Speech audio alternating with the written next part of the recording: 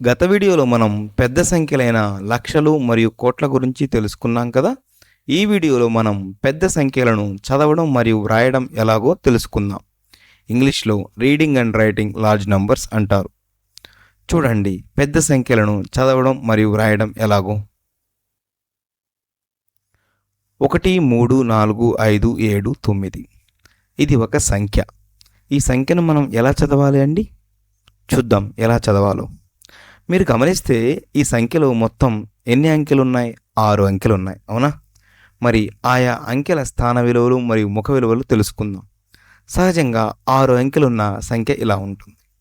ఇలా ఉంటే ఈ 6 అంకెలు స్థాన విలువలు ఎలా ఉంటాయో చూడండి. ముందుగా కుడివైపు నుంచి ఇది ఒకట్ల స్థానం, మరి ఇది పదుల స్థానం, తరువాతది వందల స్థానం, తరువాతది వేల స్థానం, తరువాతది 10,000 స్థానం, చివరగా ఇలా లక్షల స్థానం. అలా పెరుగుతూ ఉంటుంది, 10 లక్షలని కోట్లని ఇలా. అయితే మనం తీసుకున్న ఈ సంఖ్యలో ఒకట్ల స్థానం, పదుల స్థానం అవి చూడండి. ఒకట్ల స్థానంలో 9 ఉంది, అంటే ముఖ విలువ 9, స్థాన విలువ ఒకట్లు. మరి అదేవిధంగా పదుల స్థానంలో 7 ఉంది, అవునా? ముఖ విలువ 7, స్థాన విలువ 10. అదేవిధంగా వందల స్థానంలో 5 ఉంది, మరి వేల స్థానంలో 4, 10,000 స్థానంలో 3, లక్షల స్థానంలో 1, అవునా? అంటే 1 లక్ష, లక్షల స్థానంలో 1 ఉంది కాబట్టి 1 లక్ష. 10,000 స్థానంలో ఏమి ఉంది? 3 ఉంది, అంటే 3 10,000. 3 10,000 అంటే 3 × 10 30,000 కదా. ఇక్కడికి ఏమైంది? 1,30,000 అయింది. మరి తరువాత ఏమైంది? 4,000, లేదా వేల స్థానంలో 4 ఉంది కాబట్టి 4,000. 1,34,000. మరి వందల స్థానంలో ఎంత ఉంది? 5, అంటే 500. 1,34,500. పదుల స్థానంలో ఏముంది? 7 ఉంది, అంటే 7 పదులు. దానిని ఏం చెప్పవచ్చు? 7 పదులను 70 కదా. కాబట్టి 1,34,570. ఒకట్ల స్థానంలో 9 ఉంది, 9 × 1, 1,34,579. అంటే ఇలా రాసుకోవచ్చా? 1,34,000. ఇక్కడ 3 10,000 అంటే 30, 4,000 అంటే 4, 34,579. ఇలా ఉంది మన సంఖ్య, 6 అంకెల సంఖ్య,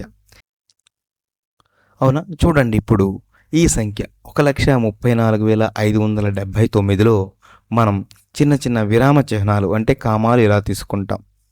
వందలకు ముందు, లేదా వేల తరువాత, అదేవిధంగా 10,000 తరువాత, అంటే లక్షకు ముందుగా.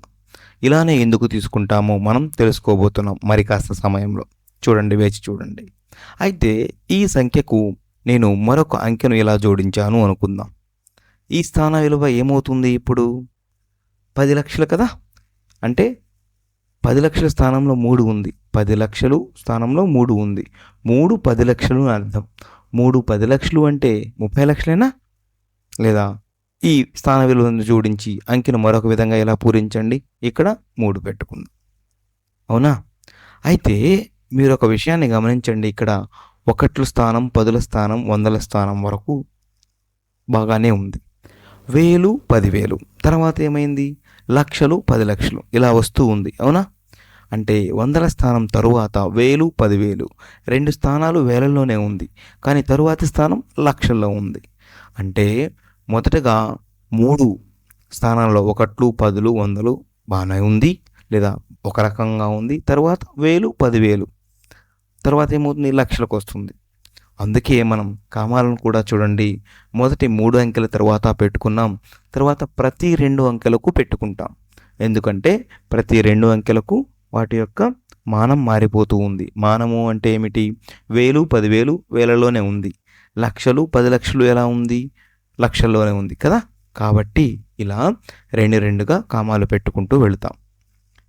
అందుకే చూడండి ఇక్కడ నేను 3 4 10,000 వేల స్థానాన్ని సరళంగా వేల స్థానంగా చెప్తున్నాను, రెండింటినీ కలిపి. అదేవిధంగా 10 లక్షల స్థానాన్ని, లక్షల స్థానాన్ని సరళంగా లక్షల స్థానంగా చెప్తున్నాను ఇక్కడ. అంటే ఎలా చెప్పవచ్చు? 31,34,579 ఇలా అన్నమాట, అవునా? అయితే లక్షల తర్వాత ఏమొస్తుంది మనకు? కోట్లు కూడా వస్తుంది కదా ఇలా. కోట్లు కూడా వస్తూ ఉంది. దీన్నే మనం కోట్లు అంటాం. అయితే కోట్లకు మనం రెండిండుగా కామాలు పెట్టకూడదు. ఎందుకని? కోట్లకు మించిన మానం మన దగ్గర లేదు. హిందూ సంఖ్యామానంలో కోట్ల తర్వాత ఏమీ లేదు. అయితే 100 కోట్లని 1000 కోట్లని ఎంత పెద్ద సంఖ్యనైనా మనం కోట్లలోనే చెప్తాం. కాబట్టి ఇక్కడ కామాలంటూ ఏమీ రావు. వేలకు లక్షలకు కామాలు మాత్రం వస్తాయి. అవునా? కాబట్టి మరొక సంఖ్యను తీసుకొని ప్రయత్నించి చూడండి మనం ఎలా చదవవచ్చో.